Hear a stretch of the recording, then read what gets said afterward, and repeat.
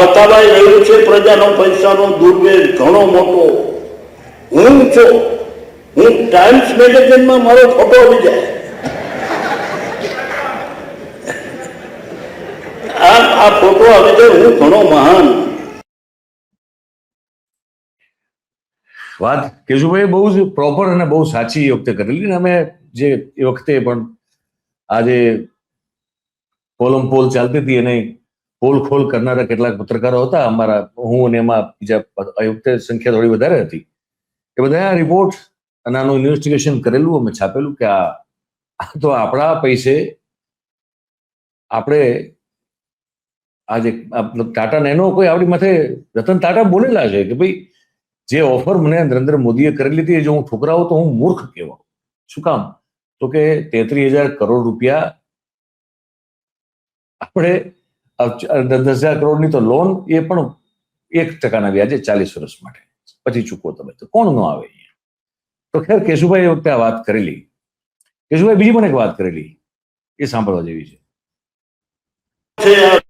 અને અમદાવાદને આવી વાતો કરી અને પાછા એવી પણ વાતો કરી કે હવે આ તો ધરતીમાં તેલ છે, તમે ગામડાના ઘડું જેવો નળ ખોલો ને એટલે એમાંથી ગેસ ને તેલ ભેગી થશે. અરે ભાઈ, તમને પાણી આપવાનો રાજ્યને અધિકાર છે, ગેસ અને તેલ તો દિલ્હી વાળા કેન્દ્ર સરકારનો અધિકાર વાળી વાત છે. ગપ્પાબાજી ચલાવવી, બેફામ લોકોને મૂર્ખ બનાવવાની કોશિશ કરી અને લાંબા સમય મૂર્ખ આખા સમાજને કરી શકાતું નથી. માટે પ્રજામાંથી હવા ઉઠી છે કે બદલો. ખેર લાંબા સમય માટે મૂર્ખ બનાવવામાં સફળ ગયા છે, એમાં ના નથી. એટલે કેશુ બાપાની વખતે આશા હતી, પણ એ આશા ઠગારી નીકળી. એની પાછળના ઘણા બધા કારણો હતા. હું માનું છું કે દિલીપભાઈએ 2 દિવસ પહેલા એક કાલચક્રમાં જ વિડીયો બનાવેલો અને એમાં ગોરધનભાઈ ઝડફિયા ને લઈને એમને એક 10-15 મિનિટની આખી પ્રસ્તુતિ કરેલી હતી. જો મિત્રોએ ન જોયું હોય તો એ લોકોએ એ વિડીયો શોધીને જોઈ લેવો જોઈએ. હવે આગળ કેશુભાઈ વાત કરે છે, એ પણ બહુ ઇન્ટરેસ્ટિંગ છે. એ વખતે કરેલી પણ રિલેવન્ટ છે. આ બધી વસ્તુ રિલેવન્ટ છે અત્યારે, પણ આમાં કોઈ ફેરફાર નથી. એટલા માટે આ તમે સાંભળો. વ્યક્તિ કોણ તમે જાણો છો? બધું મારું.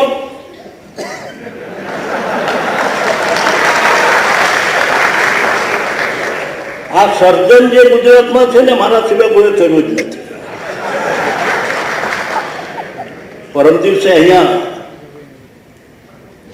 અમદાવાદની અંદર કાર્યક્રમ, થોડા ગરીબો માટે મકાનો બંધાયા અને બંધારણની અંદર પ્રવચન કરતા કહ્યું નરેન્દ્રભાઈ મુખ્યમંત્રીએ,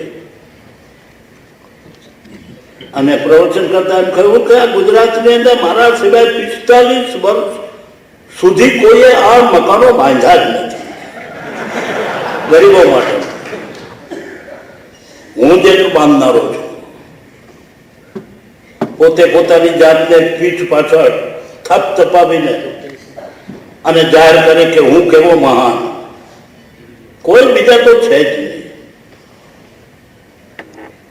એટલે અમને એમ થયું જરા આંકડા તો કાઢીએ. આ ગુજરાતની અંદર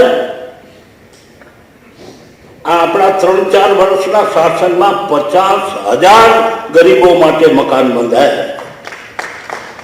આ તમારા 100-200 નહીં.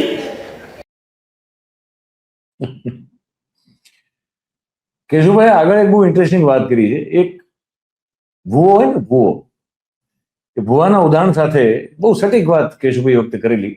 નરેન્દ્ર મોદી સાહેબની જે માનસિકતા છે એને પ્રતિબિંબિત કરતી, રિફ્લેક્ટ કરતી એ સામે. ઘરમાં દાખલા લઈ મંડો ધૂનમાં બોલવા માંડો કે ડેર હું કેવો મહાન, ડેર બાંધું, ડાકણ બાંધું. પોતાની મહાનતાનું વર્ણન આ કરે છે. ડેર બાંધું, ડાકણ બાંધું, બાંધું સમદર સારા, હું આખો સમુદ્રને બાંધી રાખો એવો મહાન. ચંદ્ર બાંધું, સૂર્ય બાંધું, બાંધું આકાશના તારા. મંડો દાખલા બગાડો. ત્યાં પાછલા રૂમમાં તેની પત્ની આવી, એને હાથ પકડીને કે ભાઈ તું બધું બાંધજે, એમાં મારી ના નથી, બધું બાંધ. પણ ઓલી ઝાંપલી છે ને એનું પતરું તૂટી ગયું, એમાં કૂતરા આવીને રોટલા ખાઈ ગયા. એ ઝાંપડી પેલા બાંધ. આ ગુજરાતમાં ગરબી બધી, હમણાં સુરેશભાઈએ કહ્યું શિક્ષણ ઘટ્યું, સુરેશભાઈએ કહ્યું નર્મદાનું પાણી ખેડૂતને મળતું નથી એમ કહ્યું, અનેકવિધ સમસ્યાઓ છે. આ આપણી ઝાંપલી છે, ઝાંપલીનું પતરું તૂટી ગયું છે, એ પેલા બાંધો ભાઈ, આને બાંધો. ઘણું કહેવાનું હોય. એક ભો ઘરના દાખલા લઈ અને માંડ્યો ધૂણવા. કેશુભાઈની મજા આવી હતી. કેશુભાઈ ટિપિકલ કાઠિયાવાડી કટાક્ષના માણસ હતા. એક છેલ્લી વાત એમની સંભળાવું. એમણે એ પણ બહુ મર્મભેદી વાત કરેલી હતી. એટલે આ સિવાય આપણે અનેક વખત આવનારા સમયમાં કેશુભાઈને લઈને આપણે જે તે વખતના સંદર્ભો સાથે વાત કરશું. કારણ કે આપણું જે કાળચક્ર છે એ સમયનું પૈડું જે ફરતું જાય, એમાં જે જૂનું છે, જે ઇતિહાસ છે, જે પાસ્ટ છે, એમાં શું કહેવામાં આવેલું હતું ને અત્યારે શું સ્થિતિ છે એને આપણે સરખાવતા હોઈએ છીએ. ત્યારે કેશુભાઈએ આજે મેં તમને લગભગ 4 વિડીયોના અંશ અત્યાર સુધીમાં સંભળાવ્યા. એમાં હું આપ સૌને વિનંતી કરું છું કે જો કેશુભાઈ વખતે કહેલી વાતમાં એક પણ જગ્યાએ હજી પણ કશું કંઈ ફેરફાર થયો હોય, કંઈ સુધારો થયો હોય અથવા કંઈ બદલાણું હોય તો તમે મને આના કોમેન્ટ બોક્સમાં ચોક્કસપણે લખીને મને મોકલો. એના પહેલા આ જે એક છેલ્લી વાત આજના કાર્યક્રમની હું તમને સંભળાવું છું, કેશુભાઈ કરેલી છે, એ વખતે એ સાંભળો. क्या भया जैसे ताड़ खजूर, पक्षी को छाया न मिले, फल लगे अति दूर. તમે પકડી શકો, નાળિયેર લઈ શકો? ન લેવાય. જે પોતાને આ ટાઈપના બળા માને છે ને એ તાડ ખજૂર જેવા.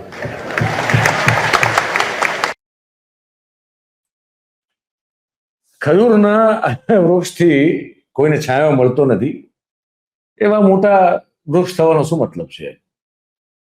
અને જેમ નરસિંહ મહેતાનું એક બહુ પ્રચલિત એમની રચના છે કે હું કરું એ જ અજ્ઞાનતા, શકટનો ભાર જેમ શ્વાન તાણે.